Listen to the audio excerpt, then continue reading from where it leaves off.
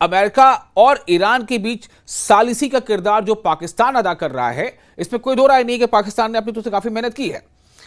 अब ये अमेरिका के कहने पर की है, अमेरिका के दबाव में की है, या किसी और अपने सऊदी अरब जो उसका दिफाई जो हलीफ है उसके कहने पे की है, यह अलग बात है, लेकिन की है।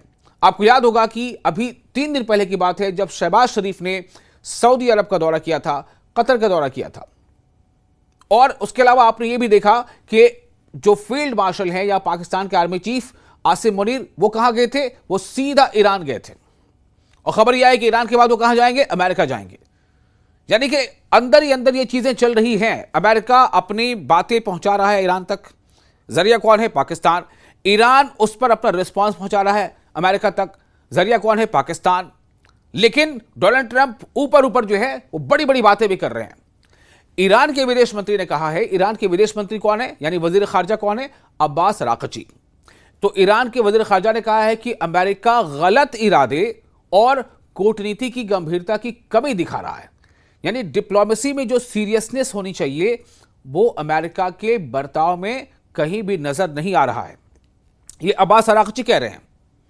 ईरान के शीर्ष राजनयिक यानी डिप्लोमैट ने अपने पाकिस्तानी हममनसब से कहा है, काउंटर पार्ट से कहा है कि बातचीत में वॉशिंगटन की मांगें और ईरानी जहाजों व बंदरगाहों को दी जा रही धमकियां अमेरिका की बेईमानी के साफ इशारे हैं, साफ संदेश हैं। इसलिए अब्बास अरागची ने कहा है कि ये बातें पाकिस्तान के अब्बास अरागची ने, जो ईरान के वजीर खारजा हैं यानी फॉरेन मिनिस्टर है, उन्होंने पाकिस्तान के फॉरेन मिनिस्टर इशाक डार से कही है, जैसा कि ईरान के सरकारी मीडिया ने बताया है। अब इससे क्या पता चलता है कि एक तरफ अमेरिका चाहता है कि ईरान जो है वो बातचीत के टेबल पर आए, फिर वहीं जो खबरें हैं, ऐसी रिपोर्ट्स आ रही हैं कि जो यूएस की जो नेवी है जिसने ब्लॉकेट कर रखा है हॉर्मुज से थोड़ा अलग हटकर, उसने ईरान के एक टैंकर को निशाना बनाया है।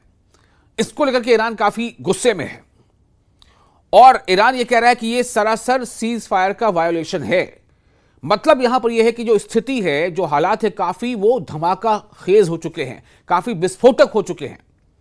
अगर किसी एक पक्ष ने भी अपना आपा खोया या संजीदगी में थोड़ी भी कमी की तो फिर यह युद्ध जो अभी ठहरा हुआ है यह एक महायुद्ध में तब्दील हो सकता है, एक अजीम जंग में बदल सकता है।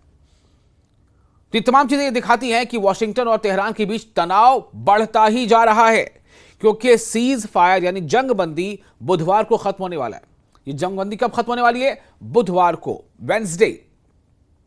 और इससे साफ यह भी जाहिर हो रहा है कि अब दोनों मुल्कों पर कहीं ना कहीं दबाव है कि वो इस बारे में बहुत ही संजीदगी के साथ कदम आगे बढ़ाएं। क्योंकि सीज फायर जो 2 हफ्ते का था, वो सीज फायर के लिए बस अब 2-3 दिन रह गए, 2 दिन। इससे इस हफ्ते यानी कि जो इस्लामाबाद में बात होने वाली, हालांकि डोनाल्ड ट्रंप की बातों पर यकीन करें, मैं कह रहा हूं कि अगर आप करना चाहें, जैसा उन्होंने कहा है, जैसा ट्रुथ सोशल मीडिया पर बार बार वो अपना मैसेज डालते रहते हैं, तो उसमें उन्होंने ये कहा है कि सोमवार के दिन, जैसा उन्होंने कहा था कि सोमवार के दिन अमेरिका का डेलीगेशन इस्लामाबाद पहुंच जाएगा। फिर उनसे 10 बातें सामने आ रही है कि मंगल के दिन बातचीत हो जाएगी। भाई बातचीत कैसे होगी? बातचीत का मतलब है कि अमेरिका का डेलीगेशन हो और उसके सामने ईरान का डेलीगेशन हो, बीच में वहां पर सालसी का किरदार पाकिस्तान अदा कर रहा है। लेकिन ईरान का डेलीगेशन तो अभी पहुंचा ही नहीं, और ना अभी पहुंचने की कोई बात सामने है, बल्कि ईरान की जो भी टॉप लीडरशिप है, चाहे ईरान के सदर मसूद पेजेश्कियान हो, चाहे ईरान के विदेश मंत्री अब्बास अरागची हो, या फिर ईरान के संसद के स्पीकर बाकर कालिबाफ हो, ये सब यही कह रहे हैं कि दरअसल अमेरिका को संजीदगी दिखानी होगी। America has to be serious about this diplomacy. तो इसका मतलब है कि अभी इसमें फुकदान है ईरान के नजरिए से। तो जब तक ये चीजें सामने नहीं आ जाती, जब तक दोनों पक्ष कहीं ना कहीं एक प्लेटफॉर्म पर नहीं आ जाते, बातचीत से पहले के एक बेहतर माहौल में नहीं आ जाते, तब बातचीत कैसे हो पाएगी? इससे इस हफ्ते इस्लामाबाद में होने वाली अमेरिका ईरान की नई बातचीत की जो मंसूबा है, उसकी जो एक प्लानिंग है, उस पर असर पड़ सकता है।